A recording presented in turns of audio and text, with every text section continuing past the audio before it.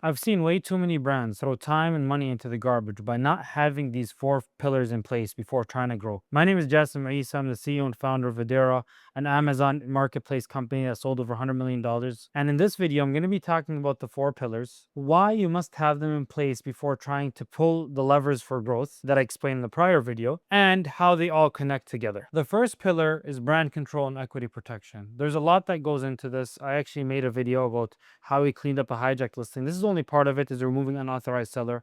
Another part of it is your catalog being all over the place, not having a cleaned up, organized catalog. Another part of this is your map being all over the place. And this is all related to not having a clean, organized brand to put it down and present it. Your brand equity is in the garbage. Let's say you wanted to grow your brand. You're showing more how bad and unorganized your brand is, basically. It's not well and neat put together. Another example, let's say you don't own the buy box. Now they call it the featured offer on your listing. You're bringing traffic, you're bringing clicks. You don't own the buy box. You can't even run sponsored products. So you can't even run the most effective and cheapest way to bring sales on Amazon, because you can only run that if you own the buy box. But let's say you wanted to run sponsored display or sponsored brand ads. You're going to run them. Guess what? You're not getting the sale. It's a hijack. You're rewarding an unauthorized seller, someone else, basically.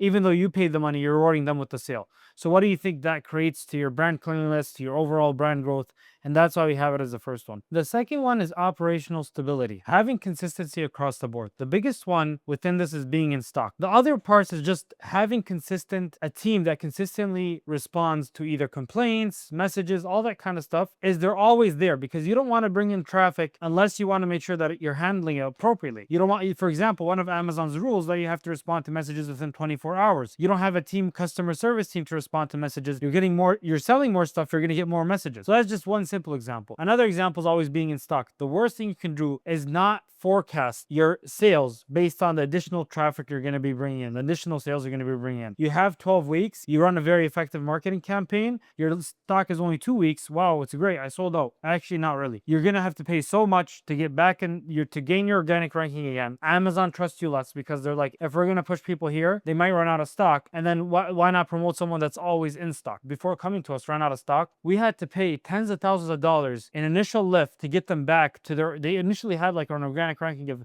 top 5. To get them back in there, they went down to 40 when they ran out of stock. And once they came back, we had to push it. It took like 6 weeks and tens of thousands of dollars to get back into that position. The third pillar is having strategic ownership and alignment. Everything hems and haws together, basically. You're not doing random tweaks. So let's just say, for example, you wanted to do fulfillment, right? You manufacture in Canada. You're selling in Amazon US, you're selling in retailers in the US, so you ship products here during your run. But then eventually you want to open Amazon Canada. It would be very stupid, with all due respect, to ship products back from Amazon US to sell them in Amazon Canada. That's why you have to have an aligned roadmap, so when you're manufacturing it, you make it in Canada. That's one part of alignment and having a product lifecycle roadmap. Let's say you want to introduce products to retail. Are you going to introduce them under the same SKU or under different SKUs, under the same UPC or different UPCs? Each one has different scenarios. One example is a brand. They had a very dirty channel. We didn't want to release the same UPC in the retail stores, because then what's going to happen is they're going to end up back on Amazon. So we changed the variation a little bit. We changed the UPC, and we released a version in retail stores and released a version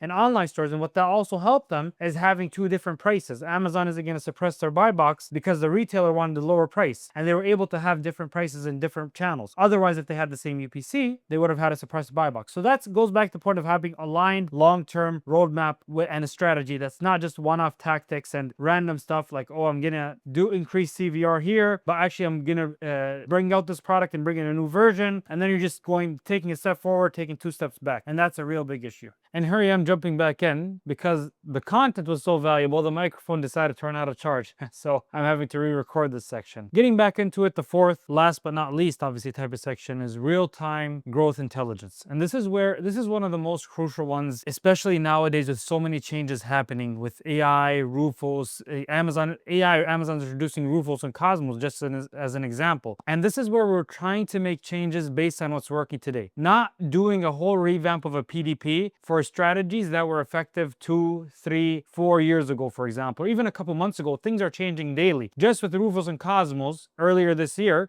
now you can ask a chatbot on the PDP, for example, they're going to read images. That wasn't the thing in the past. They're going to read it and give answers. So now we're including text and secondary images and assets so that when a customer asks a question, for example, is this good for children between the ages of 7 to 10? We include an image that directly targets them and text that targets those people because we know that our customer avatar wants that. So it's intent-based searching rather than keyword stuffing. So in the past, let's just say an ice pack, for example, we'd put it in the keyword like 3-4 times, ice pack, ice pack, ice pack, because that's how the algorithm would reward you. And then the bullet points a couple hundred times or whatever. Just stuff that keyword in there so we can rank for that. Now it's intent-based searching, noun phrase optimization. So we're optimizing for noun phrasing that people are going after. So for example, relief from a sports injury, right? That's the intent of the person buying. Relief from a sports injury, you want to include that in our premium A+ content, in our alt text, in our question and answers is a really good one because now the algorithm is reading that. So real-time growth intelligence based on what's happening today, the latest algorithm,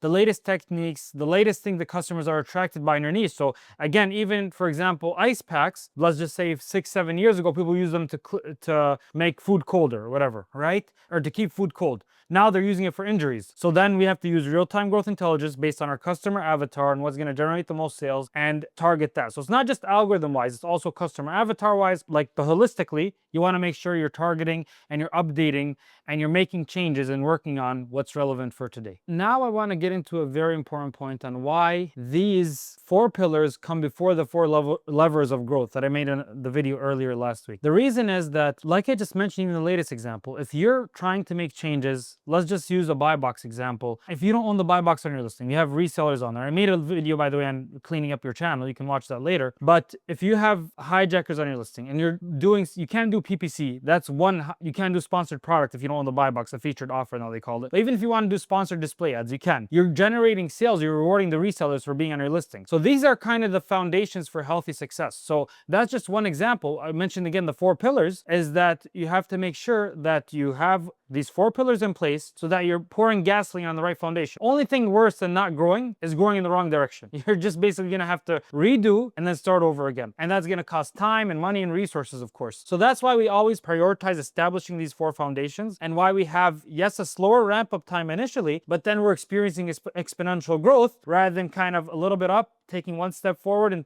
2 steps back. If you've been experiencing that, it's probably because you're not growing on the right foundation. And if you want to experience growing on the right foundation, come check us out at videra.com. Schedule a strategy call if you're doing over $1 million in sales. If you're doing less, make sure to like, subscribe, turn on notifications for future videos so you can get there one day and hopefully we can partner up. And leave any questions below. I'm personally answering all of them.